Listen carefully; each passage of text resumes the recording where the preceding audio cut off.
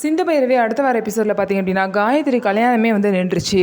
காயத்ரிக்கு பார்த்த மாப்பிள்ளை வீட்டில் பார்த்திங்க அப்படின்னா இந்த சம்பத்தும் மாறனும் கால் பண்ணி இந்த மாதிரி சம்பத்துக்கு தான் வந்து காயத்ரியை கல்யாணம் பண்ணிப்போம், அது மீறி வந்து நீங்கள் வந்து உங்கள் மாப்பிள்ளையை கொடுத்தீங்க அப்படின்னா உங்கள் பையனை நீங்கள் உயிரோடையே பார்க்க முடியாதுன்னு சொல்லி மிரட்டவும் பார்த்தீங்கன்னா மாப்பிள்ளை வீட்டிலேருந்து கால் பண்ணி எங்களுக்கு இந்த சம்மந்தம் வேணான்னு சொல்லிடுவாங்க. இதனால குடும்பமே கஷ்டமாக இருக்கும். காயத்ரி பார்த்தீங்கன்னா இனிமேல் எனக்கு கல்யாணமே வேணாம், நான் ஒரேடியா இங்கேயே இருந்துக்கிறேன் அப்படின்னு சொல்லுவாங்க. இதனால் பார்த்தீங்கன்னா காயத்ரியோட அம்மா வந்து ஆறுமுகத்தை திட்டுவாங்க.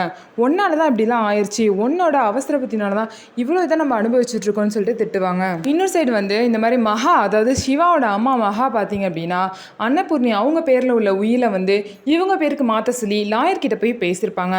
இந்த விஷயம் பார்த்தீங்க அப்படின்னா ஹாஸ்பிட்டலில் இருக்கும்போது அந்த லாயர் வந்து சிவா கிட்ட யதார்த்தமாக சொல்லிடுவார்.